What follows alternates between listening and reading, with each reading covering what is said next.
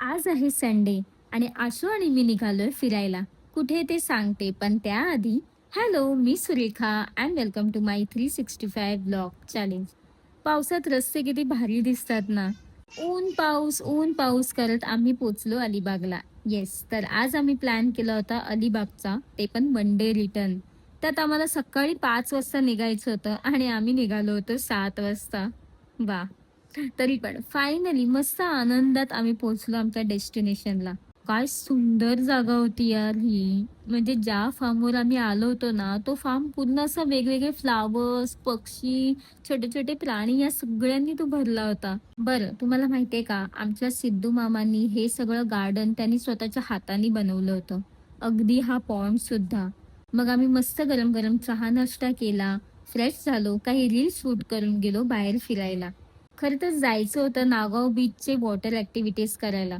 पण पावसामुळे सगळंच बंद झालं होतं. त्यात भरती पण आली होती म्हणून आम्ही पाण्याजवळ जायची सुद्धा रिस्क घेतली नाही. आणि मग इथून आम्ही रेवदंडा फोर्ट कव्हर करणार होतो. पण सकाळीच एवढा लेट निघाल्यामुळे आमच्याकडे वेळच उरला नव्हता. मग काय हा प्लॅन स्किप करून सरळ निघालो फार्मवर जायला.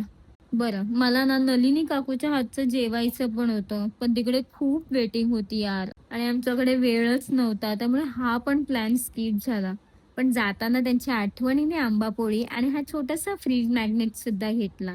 मग वाटेत थोडंसं जेवलो आणि मग पोचलो फार्मवर. तिथल्या दादाने आम्हाला मस्त गरम-गरम कॉफी करून दिली. संध्याकाळचे सगळे फाउंटन त्यांनी चालू केले होते. त्यामुळे हा फार्म ना अजून उठून दिसत होता. आशू आणि मी थोडा वेळ त्या पॉन्ड जवळ, त्या फाउंटन जवळच बसलो. मस्त कॉफी प्यायलो आणि फायनली बॅग भरून निघालो परतीच्या प्रवासाला. हा इथला डॉगी, आशू आणि याची मस्तच गट्टी जमली होती. घरी जाताना आम्ही जेटीनेच जायचं ठरवलं होतं. असं वाटलं आम्ही जेटीवर खूप एन्जॉय करू, खूप काही शूट करू. पण खरं तर बोट इतकी हलत होती ना, त्यामुळे दोघंही घाबरलोच होतो. आणि येस, माझा मोशन सिकनेस मरो, ते काहीही असो. पण आम्ही दोघांनी खूप एन्जॉय केली आणि ही वन डे ट्रिप खरंच खूप कमाल झाली.